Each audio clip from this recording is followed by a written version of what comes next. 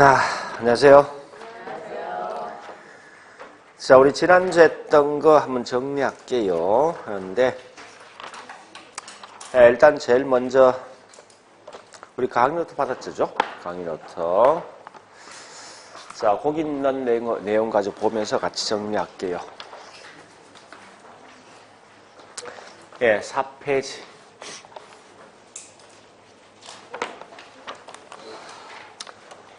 원래 실제 중요한 것은 총론은 제일 중요한 딱 3개예요. 뭐를 보는가 하면 2장이 있는, 저 5페이지 있는 그 부동산 개념이 있죠. 여기 한 문제 나온다 생각하시고, 그 다음 뒷장 가볼까요?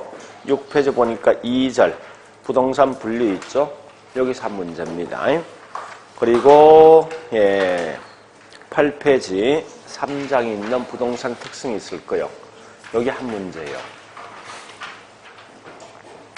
그러니까 거기 있는 가장 중요한 거 3개를 딱 공부하시라고 1장에선 1편에선. 자, 일단 1장의 맨 앞에 4페이지 가볼게요. 4페이지 우리 지난주에 했던 것 중에 가장 중요한 것은 일단 그 밑에 박스가 있을 거예요. 박스 중에 특히 꼭 보실 건요. 3번, 4번, 5번, 6번. 그러니까 3, 4, 5, 6번이 가장 중요해요. 그래서 그 중에 일단 3번 보니까 나와 있는 게 연구 대상은 2개 있죠. 그죠? 부동산 현상과 활동 2개 일단 좀 아시고요. 그 다음에 우리 4번에 보니까 학문적 성격. 얘는 결국 뭐 있습니까? 단편과학이 아니라 종합과학이고, 순수가 아니라 응용과학이고, 자연과학이 아니라 사회과학이죠. 그죠? 그 다음에 그 이외에 보니까 경험과학이면서 규범과학이죠.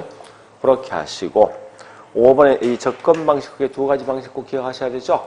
그래서 종합식은 반드시 키워드가 기술, 경제, 법이 나오면서 그 뒷말이 중요하죠. 복합 또는 체계화 또는 시스테마 이런 말 나와 있을 때 그 말 대신 분산, 뭐 특정 분야 이런 말로 하면 다 틀린 거예요.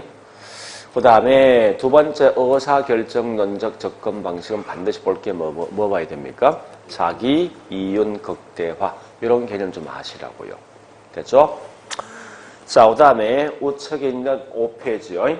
자, 실제 중요한 것은 2장에 있는 부동산 개념과 분류. 첫 번째, 부동산 개념의 한 문제죠. 자, 제일 먼저 중요한 것은 복합 부동산과 복합 개념 부동산 2개를 구분하셔야 돼요. 일단 우리 복합이란 말은 종합이죠. 즉 합친다 이런 의미가 있어요. 그래서 복합 부동산 뭐 있습니까? 뭐가 있습니까? 부동산 합친 거죠. 어떤 부동산? 토지와 정착물을 합쳤다. 이걸 묶었다 이 말 대신 하나로 결합했다 이런 말 뜻이에요. 거꾸로 뭐 있습니까? 복합 개념이라는 것은 개념 자체를 합친 거죠. 그러니까 개념이 크게 3개 있지 않습니까? 우리 항상 부동산은 결국은 3대 측면이 있죠.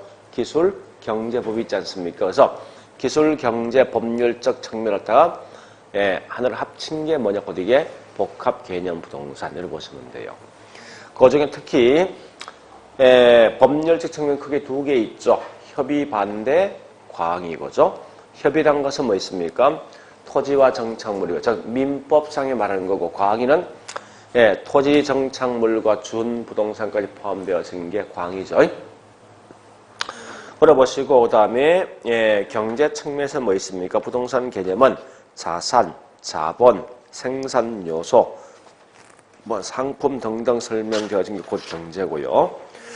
자, 기술 측면에 뭐 있습니까? 자연, 공간, 위층을 설명 곧 이게 다른 말로 저기 있는 기술이죠. 그려보시고 있죠. 자, 밑에 박스 밑에 부동산 개념을 가장 정확히 설명한 법률 측면이죠. 법에서 뭐 있습니까? 토지는 중요한 건 토지에 대한 소유권이죠. 소유권은 반드시 뭐 있습니까? 정당한 이익 있는 범위 내에 토지 상하에 미친다. 이때 상하란 말은 반드시 3차원 공간이죠. 그렇게 하시면 돼요. 근데 사실상은 중요한 건 정착물이 중요한 거 아니에요? 그래서 정착물은 반드시 비교할 대상이 누군가 하면 동산과 서로 비교합니다. 그래서 결국은 2개의 차이가 뭐냐? 토지에 부착되어 있는데 지속적, 계속적, 항구적으로 부착된 게 정착물이고 일시적으로 부착된 게 뭐죠? 곧 이게 동산된다 보시면 돼요. 또 그런 내용 좀 정리해 보시고 나중 가면요. 정착물도 결국 뭐 있습니까? 토지 일부 속에 포함되어 있는 종속과 분리되어 있는 독립이 있죠. 이럴 때 어떤 예가 종속 정착물, 독립 정착물, 또 저기 있는 동산인지 이런 걸 파악하셔야 됩니다. 지금 그냥 넘어갑니다. 자, 뒷장 가보니까 거기에서 맨 위에 갈로 3번 준부동산 라이트죠. 우리가 알고 있는 준부동산 1안 어떻게 설명되어 있습니까? 그냥 편하게 생각하시면 돼요. 부동산도 아닌 게 부동산 인체하잖아. 그러니까 부동산 아니면 결국 이건 동산이 동산. 동산인데 부동산 인체하기 위해서 반드시 뭐합니까? 등기, 등록한다 이런 말 좀 아시고요. 자, 그 다음에 2절의 부동산 분류 중에서 그 기초용은 나중에 할 겁니다. 이건 이 나중에 정리할 거고. 다만 우리 주택은 크게 두 개 있죠. 단독, 반대, 뭐요? 공동. 공동주택 마시면 돼요. 원래 공동주택 크게 4개 있죠. 그죠? 그 4개 있는, 우리 앞말만 따서 크게 뭐, 이렇게 한 게 하죠? 아연, 다, 세기. 왜, 다가 중요한 게, 단독에는 다중도 있고 다가고 있거든. 그래서 그것들은 다 세기, 다 세대가 곧 이게 뭐 있습니까? 네, 공동 생각하시면 돼요. 자, 그리고 7페이지 보니까 토지 용어에서 이게 이제 중요한데, 여기서 꼭 볼 게 갈로 1번, 2번, 3번, 4번까지는 무조건 기억하셔야 돼. 1, 2, 3, 4번까지는. 그래서 그 중에 특히 뭐 있습니까? 맨 먼저 1번처럼 택지와 부지가 있는데 택지란 것은 뭐 있습니까? 우측에 설명되어 있지만 건축 중이거나 이용 중에 이용 가능한 토지가 택지고 부지라는 것은 가장 포괄적 요거 자체가 곧 부지죠. 자, 그리고 두 번째 저기 있는 필지 법진의 필지는 뭐 있습니까? 지번, 등록, 또 소유권, 권리 또는 법률 이런 말은 전부 다 필지이고 반대로 뭐 있으면 획지라는 것은 가격 수준, 경제적, 부동산학 이런 말하면 전부 다 이건 획지로 보시면 돼요. 그리고 이제 세 번째 후보지 이행지는요. 지역 상호간이란 말로 하면 곧 이건 후보지이고 지역 내란 말로 하면 이건 다른 말로 이행지 보시면 되겠다. 그죠? 그래 보시고요. 그 다음에 네 번째 건부지, 나지, 공지가 있는데 건부지라는 것은 건물이 있는 부지죠. 그죠? 그 다음에 한 필지 내에 남겨둔 빈 땅이 뭐냐? 거기 있는 3번째는 공지고죠. 그 다음에 나지라는 것은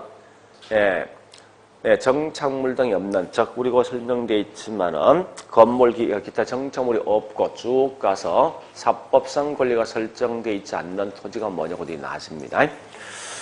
자, 우리 그 정도 보시면 될 겁니다. 자, 뒷장 가볼까요? 네. 8페이지 부동산 이 특성이 있죠. 이건 굉장히 중요하죠. 그죠? 매년 시험 나온다고 생각 공부하셔야 됩니다.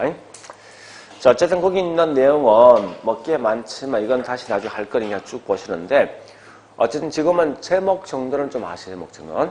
자, 첫 번째 땅은 절대 이동할 수 없다, 부동성이죠. 같은 말이 뭐예요? 위치의 고정성이다, 그죠? 두 번 땅은 인간이 절대 만들 수 없는 거죠. 이게 뭐죠? 고정성. 같은 말이 생산되지 않는다 해서 비생산성. 자, 그 다음에 세 번째 땅은 절대 파괴되지 않는다. 이게 영속성인데 같은 말이 파괴, 불괴. 변하지 않는다, 불변.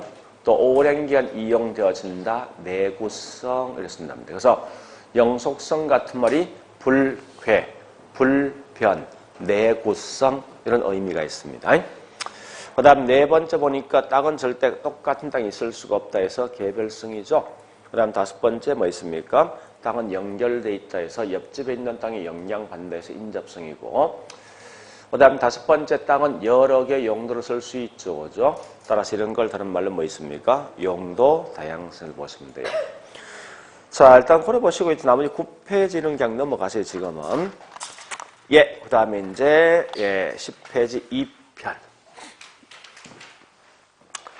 2편에 1장에 있는 부동산 경제. 여기 통상적으로 보통 시험 나는 거 보니까요. 몇 개 나는 거. 자, 다시 맨 앞장 가볼래요? 한 2장 넘어가시면요. 목차 3장쯤 넘어가야 되겠네. 목차 다음에 보니까 우리 이렇게 나있는 기출문제 표가 있죠. 그죠? 네, 그 표를 보시면 될 거예요. 그래서 거기 있는 강론 파트에 보니 뭐 있습니까? 맨 앞에서 한 3장, 4장. 맨 앞에, 맨 앞장부터, 4장 쭉 보면 기출문제표가 있어요. 이렇게. 요 표가. 거기 보니 강론에 중요한 건 경제가 매년 한 몇 프로 납니까? 12.5%는 결국은 전체에 있는 문제 중에서 몇 개? 5문제, 평균. 꽤 많이 찾아져 오죠? 그 다음에, 일단, 그려보시면서 이 문제는, 경제가 꽤 중요합니다. 앞에 있는 총론은요, 나와봐야 8.1%, 보통 이게 한, 3개 중에 보통 시험 나오는 거 아니에요? 3개? 총론 자체가 전체가 그죠? 그러니까, 훨씬 더 큰 의미를 갖고 있는 지금 경제편입니다. 자, 그래서 이제 책은 넘어가서 어디 보시는가 하면요. 네, 11페이지. 자, 우리 기본서는 78페이지입니다.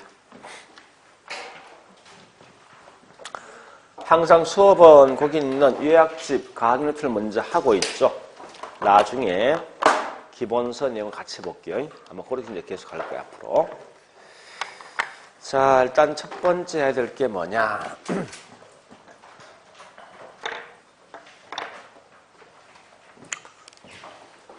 원래 이제 우리 수요란 말과 공급은 우리 기본선이 분리되어 있어요. 수요 따라 공급 따라 설명되어 있는데 그렇게 하지 말고 어차피 항상 부동산에서 중요한 건 비교할 때성이 중요하거든요. 그래서 수요 반대고 공급이에요. 자, 일단 우리가 알고 있는 수요란 말 뜻은 뭐예요? 그냥 쉽게. 수요. 어렵게 생각 쉽게. 살놈, 팔놈이지. 그죠? 쉽게 말하면. 그거 아닙니까? 그러니까 물건을 살 수 있는 쪽이 수요고, 파는 쪽이 공급이죠. 이제 그런 거 알고 있는데, 우리 이제 책을 보다 보면 자꾸 어떤 약자를 쭉 쓰거든요. 그래서 앞으로 이제 이런 D란 말 쓰죠. 이 D란 거 원래 디맨드거든요.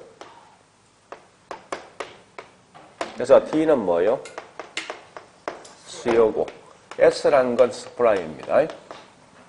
그래서 S라면 쓰면 이건 무조건 공급이에요. 그 다음 P란 건 프라이스, 즉 가격. Q는 퀀티티에서 이건 양. 그래서 혹시 책에 보자면 이런 용어 나올 겁니다. QD 이렇게 나올 거예요. 요건 뭐예요? D는 수요고 Q는 양이죠. 수요량이나 쓴다고.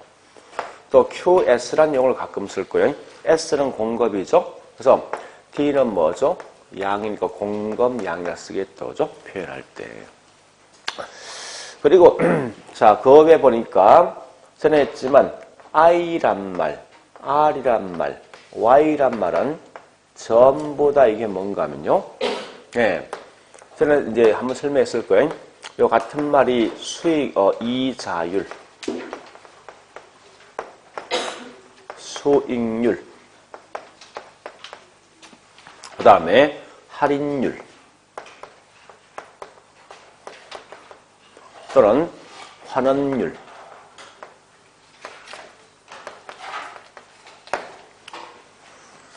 다 같은 말이고 나중에 보면 알겠지만 다 똑같은 말이니까 반드시 볼 때 뭐 있습니까? 이거 같은 말로 먼저 인지하시라고. I, R, 그 다음에 Y 같은 말이에요. 그러니까 이래 보시면 돼요. 자, 차입자가 은행에 돈을 빌려갈 때 매달마다 갚는 게 이자죠. 그죠? 거꾸로 뭐 있습니까? 은행들은 돈을 빌려주고 매달 받는 게 있죠. 받는다고 되게 수익률이거든. 그죠? 그래서 이 다 같은 용어예요, 용어. 용어이지만 쓰임새 때 약간 차이가 있을 뿐이지, 같은 용어인 걸 먼저 기억하시라고요. 그래서 앞으로 이런 용어를 종종 쓸 거니까, 하여튼, 저 용어가 이렇게 쓰는 거, 이런 거 마시면 돼요. 자, 근데 제가 수업할 때, 우리 아마, 지난 제가 수업했지만 이런 거 한 적이 있죠. 항상 부동산을 공부할 때 키워드 중심으로 공부하셔야 됩니다. 그리고 문제를 보던 책을 보다 항상 가장 중요한 것은 A는 B이다 이렇게 공부하셔야 돼요. 하시면서 요 B에 대한 부연 설명 절대 볼 필요 없습니다. 그래 보시고 제일 중요한 건 원래 부동산학은 사회과학이니까 항상 공부할 때 비교할 대상을 서로 가지고 비교하시라 이겁니다. 즉 무슨 말이냐면 이건 분명히 비교할 대상이에요. 그래서 이렇게 서로 비교하시면 내용을 쉽게 할 수 있으니까 비록 우리 책에는 수요 따라 공급 따라 설명되어 있지만 그래 보지 말고 수요 공급을 같이 묶어 놓고 있죠. 같이 쭉 비교해 보죠. 아마 그러면 정확하게 그 내용을 파악할 수 있어요. 자, 일단 첫 번째 보니까 개념부터 제가 먼저 비교할 겁니다. 자, 일단 거기 있는 강의노트 보시고요. 강의노트. 맨 먼저 그 수요에 대한 개념이 있죠. 그죠? 자, 일단 수요 또는 공급 11페이지. 11페이지. 한번 읽어볼게요. 수요 또는 공급은 일정 기간 동안에 소비자 또는 생산자가 재화 등을 구매 또는 판매하고자 하는 욕구를 말한다. 이렇게 설명되어 있습니다. 자, 그럼 첫 번째 볼 게 뭐 있냐? 그 중요한 키워드 3개 있어요.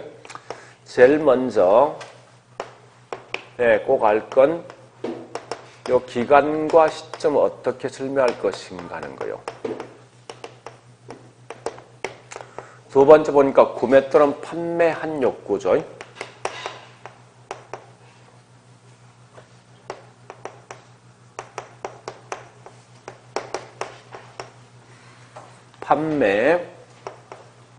판매하고자 하는 욕구가 있고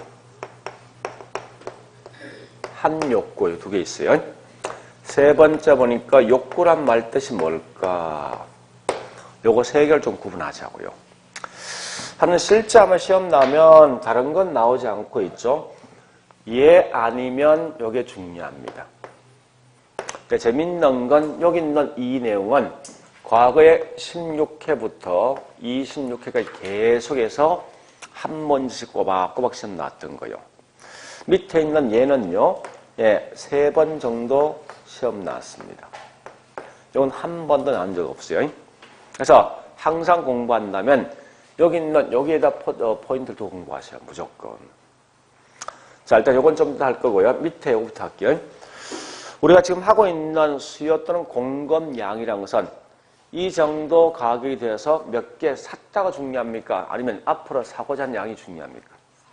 그죠? 그래서 항상 수요이든 공급이든 어쨌든 뭐뭐 하고자 하는 양. 즉 이건 이미 산 건 아니죠. 앞으로 살 예정이죠. 따라서 이런 걸 가져서 할 말로 사전적 개념이랍니다. 절대 어떤 한 행위가 이루어진 걸 보통 사후적 행위인데 자, 사후적 개념을 쓰는 게 아니다 이렇게 하시면 돼요. 그래서 반드시 수요이든 공급이든 사전적 개념을 취급합니다. 그리고 밑에 있는 이 욕구는요, 중요한 건 이런 거예요. 유효 수요란 말도 있고 거꾸로 뭐요? 유효 공급이란 말도 있습니다. 자, 반대로 잠재 수요, 잠재 공급이라는 말이 있어요. 요 두 개에 대한 개념을 좀 정확히 기억을 해줘야 됩니다. 일단 이것부터 먼저 하겠습니다. 자, 얘들은 차이점을 구분한 방식은 두 가지 방식이 있어요. 첫 번째 보니까 어떤 걸 할 의사가 있냐 없냐 하는 거고 어떠할 능력이 있냐 없냐 이 두 개에 따라서 이 두 개에 대한 구분이 달라진다는 거예요. 그러면 둘 다 보니까 유효이든 잠재이든 둘 다 뭐 있으면 할 의사는 갖고 있어요. 근데 다만 차이점이 뭐 있냐? 얘는 그 정도 능력 있는 결과 살 능력이 되는 거고 얘는 사지 못하는 게 뭐냐고 이게 잠재 수요였던 잠재 공급이 된다 생각하시면 돼요. 즉 무슨 말이냐 이런 거요. 현재 보니까 여기 있는 원주시에 30평 아파트가 얼마인가 하면요. 얘가 한 4억 정도 하더라 이겁니다. 하는데 둘 다 이 물건 사고 싶어 해. 그렇지만 얘는 그 정도 돈을 만들 능력이 되는 거야.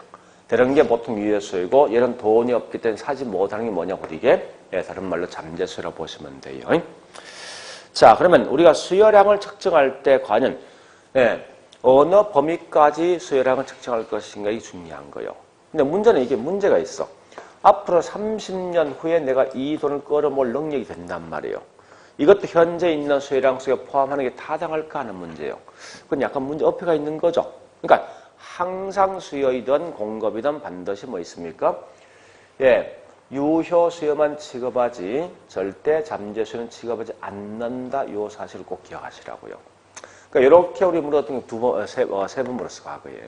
그러니까 반드시 수요는 항상 유효 수요인 것만 취급되어진다. 이렇게 하시라고요. 자, 그런데 이때 실상 이제 제일 중요한 게 앞에 있는 이게 제일 중요해요. 첫 번째 게. 이 내용은 여러분들은 꼭 기억하셔야 됩니다. 자, 하는데 이걸 이렇게 봐보자고요. 자, 첫 번째 영어로 본다면 이건 플로어라는 개념과 그 다음에 스톡이라는 개념이 있어요. 플로어는 다른 말로 뭐요? 흘러가는 거지. 그래서 이걸 다른 말로 유량이라는 용어를 쓴다고요. 거꾸로 스톡은 뭐 있습니까? 저축되고 축적된 양이죠. 이런 걸 저량이라는 용어를 쓰게 되어 있습니다. 자, 일단 그러면 유량과 저량에 대한 차이를 좀 설명해 드릴게요. 자, 현재 보면 여기 수도 꼭지가 있어요. 이렇게. 여쭤 보니까 이렇게 물이 흘러가는 양이 있죠. 여기에 뭐냐? 다른 말로 유량이고. 거꾸로 그 결과 이 뭐 있으면 물박에서 어떤 담겨져 있는 물에 대한 양이 있지. 여기에 담겨져 있고 저축되고 축적된 양이거든. 이런 걸 다른 말로 저량이라는 용어를 쓰게 돼 있어요. 그러니까 자, 그런데 중요한 건 이걸 다시 한번 봐볼게요. 현재 보니까 요 강이 있는데 여기서 여기까지 흘러간 양을 측정한다고 이게 유량이거든요. 그래서 유량을 측정할 때 보니 가장 큰 어떤 특징이 있습니다. 자, 얘가 A란 강은 보니까 10,000톤 정도 흘러가는데 B란 거 보니까 A는 10만 톤, B는 10,000톤 정도 물이 흘러간다면요. 훨씬 더 그 양이 많은 게 누구냐 했을 때 가장 큰 맹점이 있어. A가 가장 많다 말 못한다고. 왜? A는 보니까 이거는 1년 동안 흘러간 양이고 B는 보니까 1시간 동안 흘러간 양이야. 달라지겠죠, 그죠?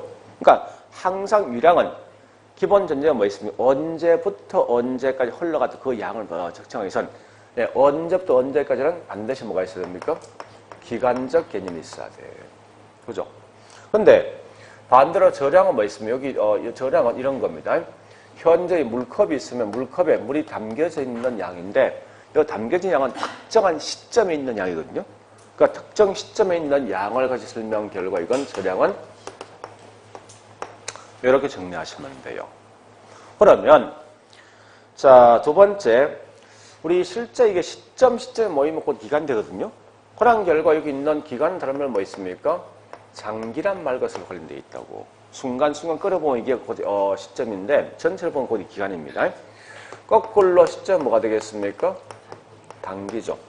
그러면 이때 보니까 우리 건물 등을 가봤을 때 건물 짓는 건 장기입니까? 단기입니까?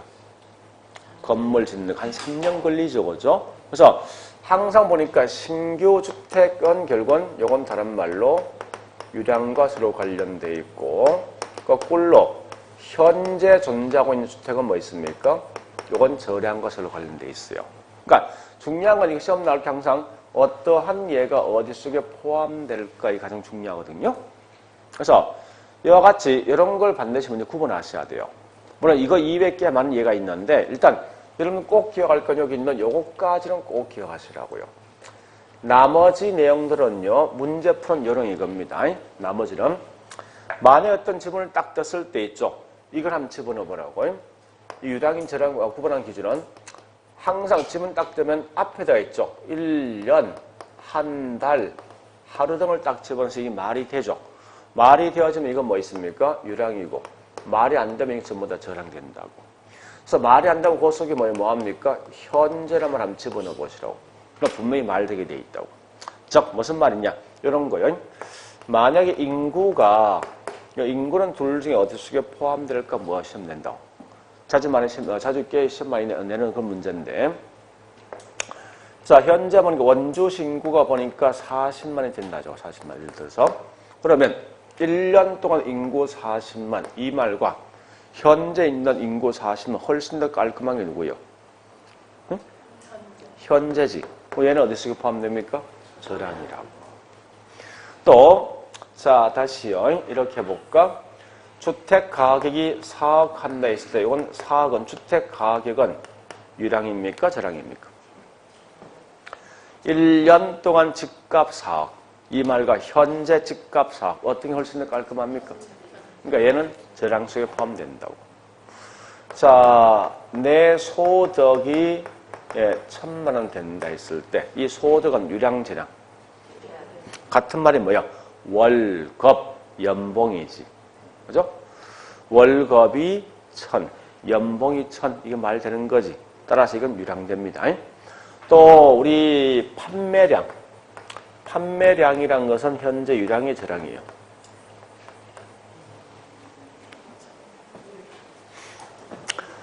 일층에 있는 우리 핸드폰 가격이 있죠? 판매량이 100대 팔았다 했을 때 1시간 동안, 1년 동안, 3일 동안 100대 팔았을 때 그 양이 느낌이 달라지죠? 그런 게 뭐예요? 유량되잖아요. 그죠?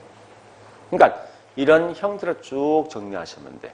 그래서 아마 저국에 설명된 게 많지만 어쨌든 앞에 있는 요 3개 정도만 정리하시고요. 그 외에 남은 질문은 뭐 있습니까? 이런 형태로 공부하시면 돼요. 근데 실제 해보면 대충 판단서입니다. 우리가 알고 있는 소득 같은 말이 뭐죠? 수입이죠. 자, 이런 게 뭐냐? 전부 다 이건 유량이라고. 그 다음에 또 뭐 있습니까? 끝에 허가량, 판매량, 착공량, 완공량, 아주 양이 붙죠? 붙으면 좀 유량 속에 포함되게 돼 있어. 나중에 다시 하겠지만. 자, 또한 같이 임대료, 요것도 임대료 같은 말이 월세. 얘도 뭐요? 유량 속에 포함되겠죠? 왜? 월임대, 연임대니까. 거꾸로, 자, 여기 있는 이 뭡니까? 스톡, 저량 개념은요, 이런 거 아시면 됩니다. 가격 또는 가치. 같은 가치입니다. 내 자산이 얼마 됐을 때 이건 현재 있는 자산입니다. 그 다음에 거꾸로 보니까 인구 같은 거 있죠? 이런 게 대부분 다 저량 속에 포함된 말이에요. 나 같으면요, 둘 다 기억하지 않고 둘 중에 한 개만 기억하겠습니다. 하여튼 생각해 보세요. 나는 덜스 밑에 있는 이거 안 가겠어. 이게 왜? 훨씬 더 양이 적거든, 사실은. 얘는 할 말이 꽤 많습니다, 유량은. 그래서 저거 다른 건 몰라. 지금 하고 있는 요것만큼은 좀 정확히 기억하셔야 돼요, 여기선. 자, 그래서 그런데 우리 11페이지 보니까 메뉴에 자, 이제 가볼게요. 우리 항상 보니까 부동산 수요이든 공급이든 일정 기간과 일정 시점 둘 중에 어느 거 쓸래? 이걸 가끔 묻거든요. 물었을 때, 자, 이렇게 보자고요. 여기 보세요.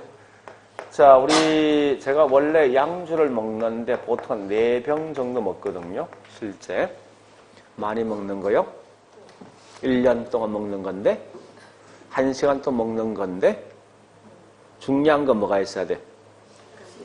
그지? 이런 기간적 개념을 순철 때 많다, 적다를 못 하잖아. 그래서 항상 수요는 뭐 있어? 수요이든 공급이든 그 동그라미 1번처럼 뭐 있습니까? 일정 기간을 명시하게 돼 있어요. 기간을 명시함에 따라서 이건 항상 유량적 개념이라는 거예요. 두 번째, 그 2번처럼 뭐 있습니까?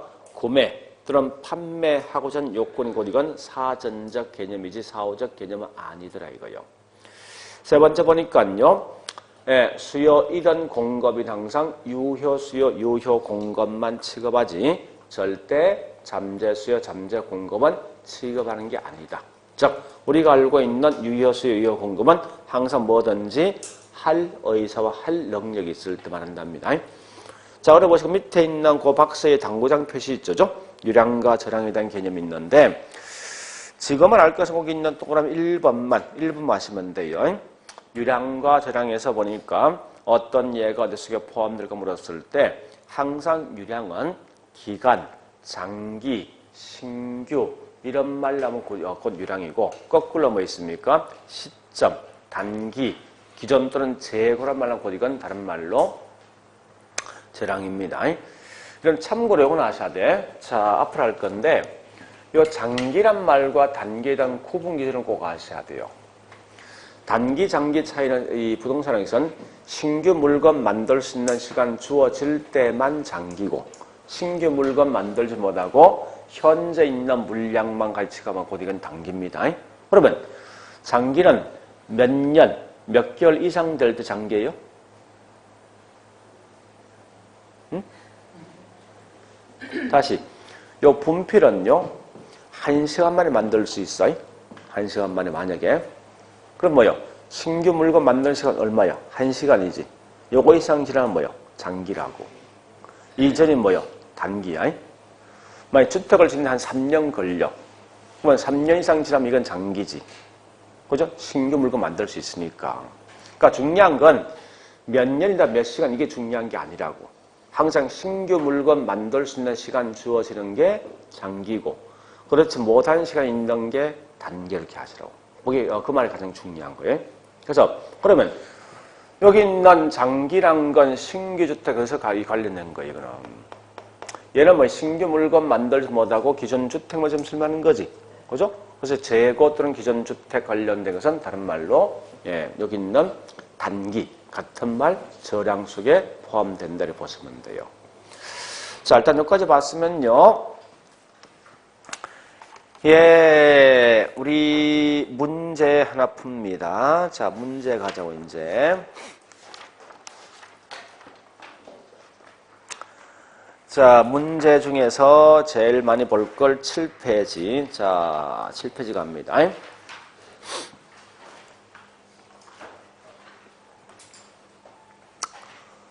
자, 7페이지 7번, 8번부터 먼저 푸세요. 7번부터 갑니다.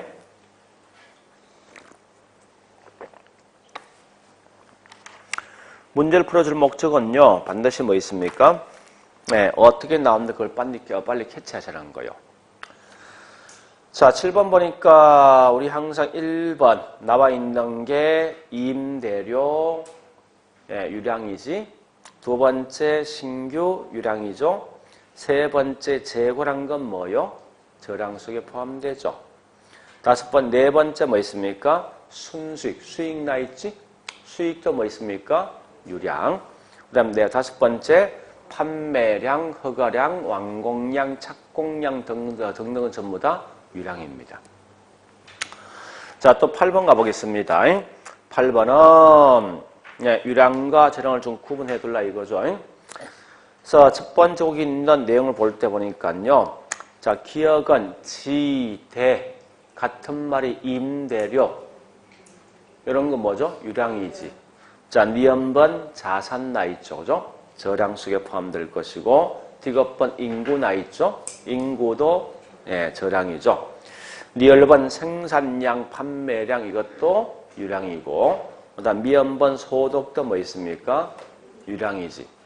맞으면 비읍번은 뭐 있습니까? 재고 나 있죠? 요건 저량 속에 포함된다고 보시면 돼요. 자, 이렇게 패턴이 시험 나올 수도 있고 D장 가볼까?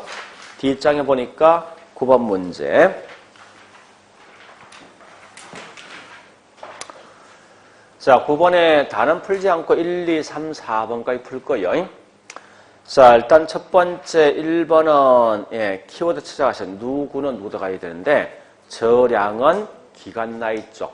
그러니까 많이 본 용어 찾아가시라고. 기간은 유량, 저량? 기간, 유량이지. 자, 2번 갑니다. 시점 유량은 시점이다 이 말이죠. 그래서 시점은 유량, 저량? 저량 속에 포함되는 거죠. 4번 보니까 재고량, 가치등은 뭐 있습니까? 저량이죠. 4번 가보니까 거래량, 신규, 요건 뭐요? 다른 말로 유량 속에 포함되겠죠. 이것만 아시면 돼요. 이렇게만. 이런 형태로 시험 나온다 이거만 아시라고요. 자, 그래 보시고 이제 두 번째. 그럼 결국은 주로 문제 묻는 걸 이걸 제일 많이 묻는다고 그죠? 시험에서. 그 다음에 또 한 개 더 볼 게 있습니다. 어떤 걸 보는가 하면요. 6페이지. 6페이지 3번에 1번 갑니다.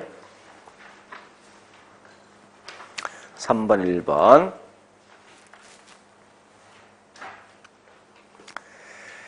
자, 3번에 1번 가보니까요. 설명된 게 일어나 있죠. 부동산 수요량은 특정 가격 수준에서 부동산을 구매하고자 하는 의사와 능력이 있는 수량이다. 핵심이 뭐요? 부동산 수요량은 결국 뭐요? 어떤 수요가? 요거. 의사와 능력 있는 수요. 무슨 수요? 유효 수요만 지급되어진다. 이렇게 하시면 돼요. 그렇게 보통 시험 낸다는 좀 기억하시고요. 예, 자, 한 번 더 갑니다. 예, 저기 있는 9페이지 12번에 2번 문제 풀어보시고,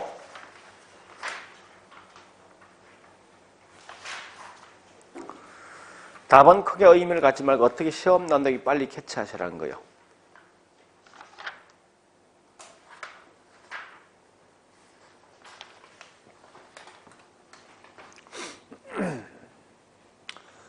자, 거기 보니까 뭐나 있습니까? 일정 기간 나 있죠. 기간과 스톡과의 관계지. 그죠? 그 질문 자체가. 그러면 스톡은 우리가 알고 있는 저량 아닙니까? 그래서 반드시 뭐 써야 됩니까? 기간은 유량 개념이지. 스톡 개념이 아니라죠. 플로우 개념입니다. 자, 그렇게 시험을 낸 걸 좀 보시면 될 거예요. 그러니까 우리 지금 현재 보니까 가장 시험 많이 내는 게 결국은 요거 아니에요? 그죠? 그래서 이 내용만큼은 좀 정확히 기억하시라는 거예요. 다른 건 몰라도. 자, 됐습니다. 거기까지 봤으면 됐고, 그 다음에 이제 다시 강의 노트요. 11페이지.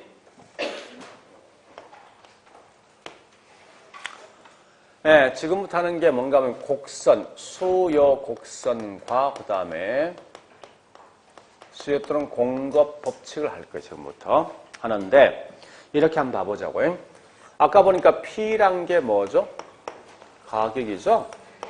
가격이 100원, 200원, 300원 되었을 때 QD가 뭐죠? 수요량이죠? QS는요? 이럴 때 수요자와 공급자 각각 어느 정도 사고 만들 것이 한번 봐보자고. 자, 현재 보니까 가격이 200원 되었을 때 수요가 이만큼 살 의사가 있어요. 그 다음에 공급자 이만큼 물건을 만들 의사가 있다고요. 근데 여러분 잘 알지만 똑같은 물건이 가격이 떨어지면 살 수 있는 수요량은 그만큼 싼 거지. 싼 만큼 살 양은요? 더 많이 사겠죠? 양은 더 많이 증가될 거예요. 근데 가격이 올라오면 훨씬 더 똑같은 물건이면 비싼 거 아니에요? 비싸면 그 수요량은요? 살 양은 줄겠죠. 그죠? 자, 그럼 첫 번째 는 어떤 여기서 법칙이 있어요. 가격이 올라갔는데 수요량은 오히려 다시 가격은 떨어졌는데 수요량은 오히려 증가된 거지. 거꾸로 가격이 올라갔지만 수요량은 오히려 뭐 있습니까? 준단 말이에요. 자, 여기서 보니까 뭐 있는 거 수요 법칙이 있어요. 즉 무슨 말인가 하면 가격과 양은 같은 방향, 반대 방향. 그래서 이런 걸 다른 말로 수요 법칙을 뭐라는지 압니까? 가격과 양은 반비례 관계다 이렇게 쓰게 돼 있어요. 이렇게. 자, 근데 반대가 공급적인 측면에서 공급자는 제일 중요한 게 어떤 물건을 팔 때 있죠. 싸게 팔고 비싸게 팔았을 때 자신한테 떨어지는 이윤 자체가 중요하거든요. 이윤이 그만큼 뭐 있습니까? 높은 만큼 양을 더 증가시킨다고. 그죠? 현재 200원짜리가 100원 떨어지면 결국은 가격은 싼 거지. 싸게 판 거 아니에요? 싸게 판 만큼 공급자 입장에 훨씬 더 그 양을 더 많이 만들겠습니까? 더 줄이겠습니까? 줄이겠죠? 왜? 이윤이 감사니까. 거꾸로 가격이 올라간 만큼 훨씬 더 많은 이윤 발생하죠. 그런 결과 이 공급량, 생산량은 더 많아지겠다. 그죠? 그래서 보니까 가격이 떨어진다면 공급량은 줄 것이고 가격이 올라가면 공급량은요? 증가되겠다. 그죠? 그래서 여기 있는 요 그림 보니까 항상 가격과 공급량 같이 움직이죠. 그래서 이런 걸 다른 말로 가격, 양, 공급량은 비례관계에 있다라고 시험 낸다고. 시험 낼 때. 자, 근데 실제 있죠. 이걸 시험 내면요. 이런 말을 쓰는 것보다 훨씬 더 많이 있는 방식이 있어요. 어떻게 하는지 압니까? 이렇게 시험 되거든요. 문제에서 가격이 올라가면 QD는 수요입니다. 수요는 뭐 하겠습니까? 줄지. 그죠? 가격이 올라가면 공급자 입장에는 공급량은요? 이런 표현을 훨씬 더 시험에 많이 낸다고, 문제에서. 자, 일단 이런 건 좀 아셔야 돼요. 가장 기본이지만. 그럼 지금부터 있죠. 여기 있는 요걸 가지고 뭘 하는가 하면 우리 굳이 한 개 한 개 내용 가지고 뭐 있습니까? 설명하지 말고 요걸 한눈에 볼 수 있게 그래프를 통해서 한번 정리를 한번 해보자는 거예요. 우리 보통 그래프를 만드는 목적이 이겁니다. 한눈에 볼 수 있게 정리하기 위해서 만들어진 것이 그래프예요, 항상.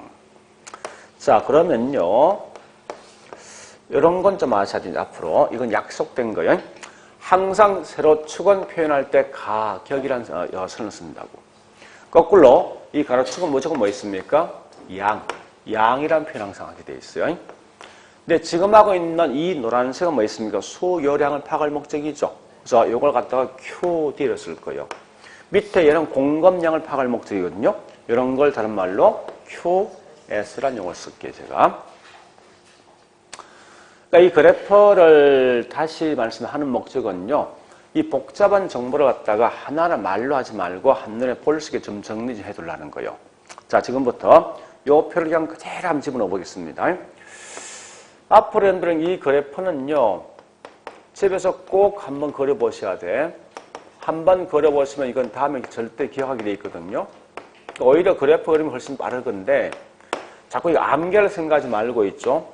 한 번만 딱 그려보세요. 그러면 절대 이건 안 잊어먹으니까. 보통 특히 이제 우리 수험생 중에 조금 공부가 한지 오래된 분들은 이 그래프 나오면 제일 싫어한다고, 사실은. 근데 내가 직접 힘들지 한번 그려보시라고. 그래야만 이걸 나중에 쉽게 내가 정리할 수 있어요. 자, 일단 여기 있는 수요 가볼게. 100원 할 때 몇 개 정도 살 의사 있습니까?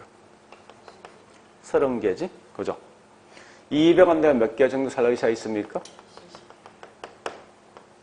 300원 되면 얼마 살 의사 있습니까? 10개죠? 그죠? 그래서 여기 있는 점들을 그냥 그대로 연결해서 만들어 보니까 이러한 그림 나온다는 거예요. 자, 다시 공급적인 측면도 보니까 같이 연결해 볼게요. 이렇게 똑같이 100원 하니까 얼마 정도 팔 의사 있습니까? 10개죠. 200원 되면요? 20개.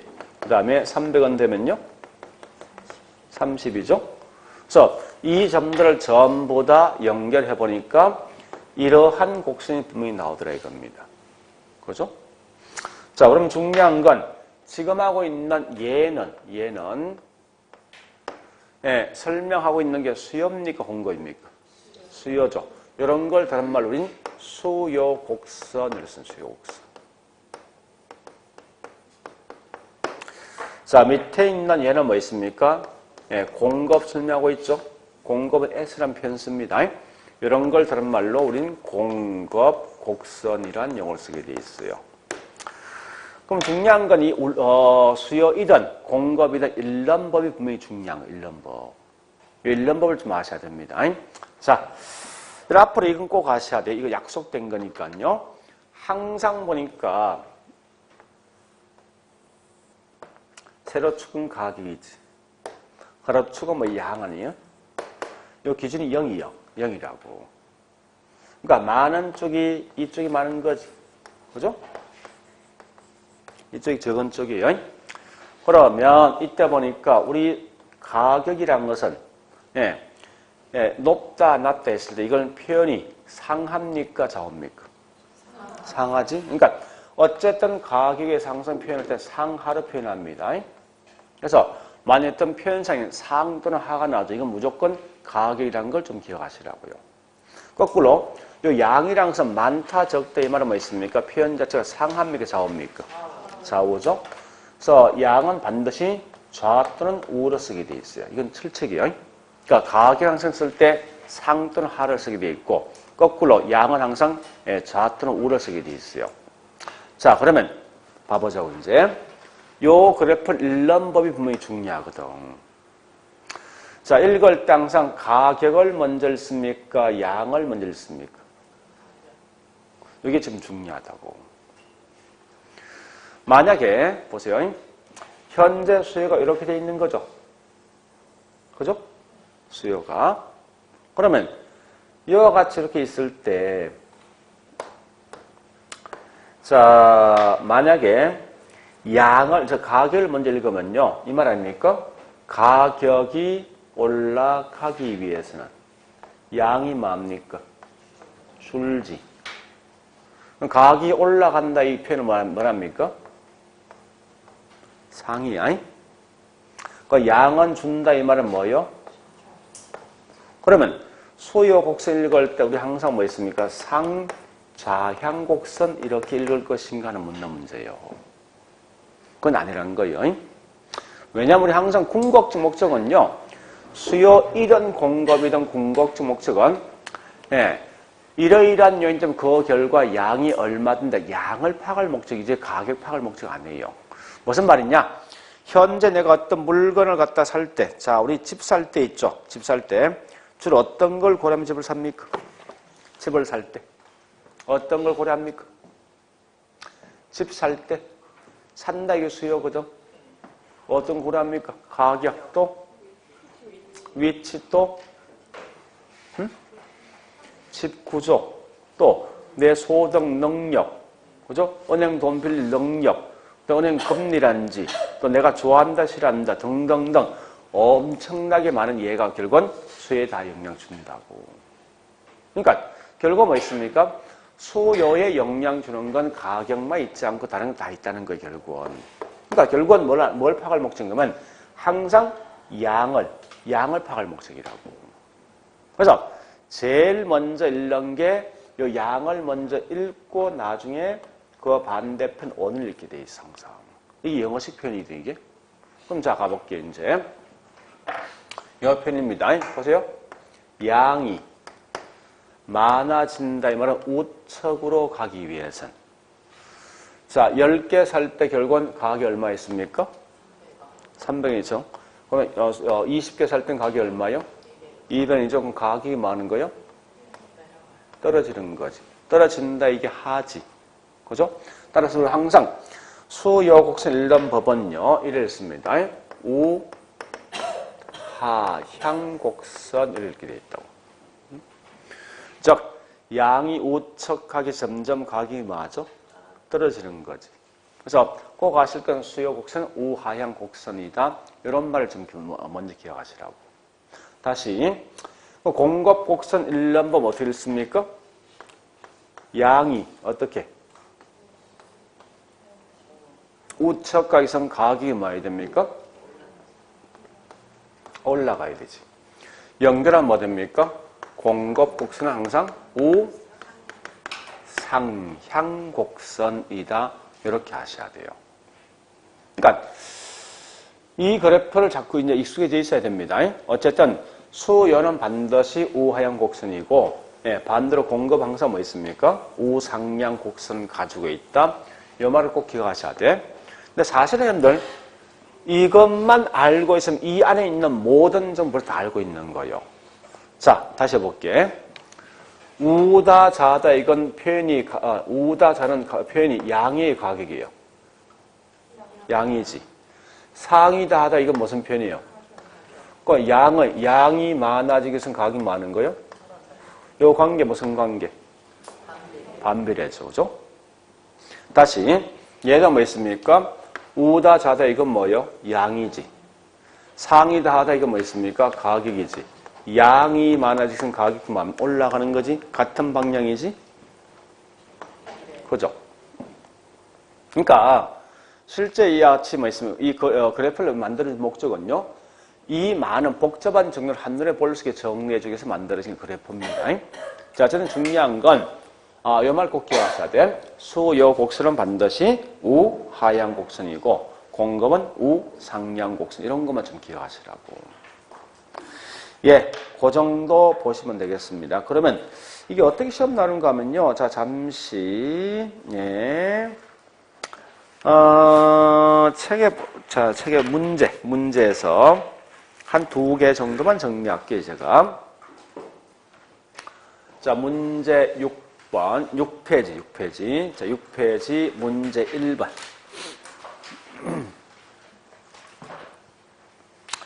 1번에 2번과 3번 할 거예요.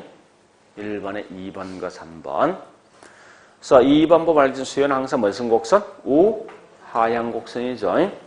3번 보니 그래서 가격이 올라가면 수요량 맞아? 감소하죠. 그렇게 시험 낼 수도 있고요. 자, 또 이게 이렇게 시험 나올 수도 있습니다. 문제에서. 자, 저기 있는 12번 문제.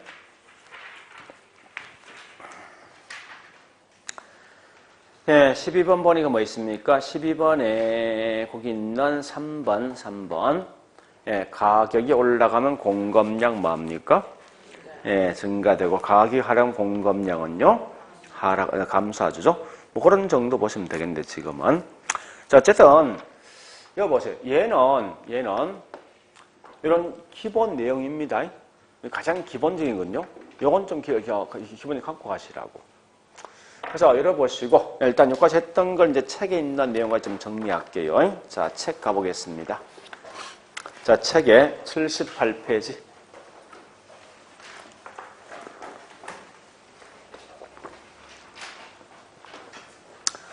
자, 거기 있는 첫 번째 1절 부동산 수요. 그래서 가로 1번 수요 개념 나 있죠. 그래서 첫 번째 동그라미 1번 수요란 건 그 키워드 3개 있습니다. 자, 3개 중 중요한 건 2개 맞으면 되죠.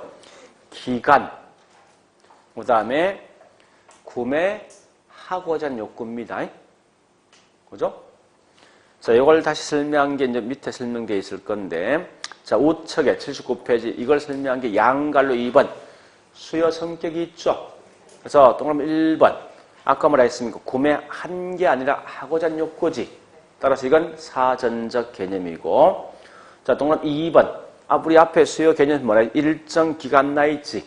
기간 나 있으면 그건 이건 뭐야? 유량 개념이지. 그 다음에 자, 세 번째 나와 있는 말은 뭐냐? 아까 수요 개념 보니까 욕구란 말 나와 있죠. 그죠? 욕구는 반드시 유효 수요죠. 잠재 수요 말하는 거 아니에요. 그렇게 설명된 거예요. 그 다음에 양갈로 4번 갑니다. 자, 수요 법칙의 동그라미 1번. 동그라미 1번 쭉 읽어보시고.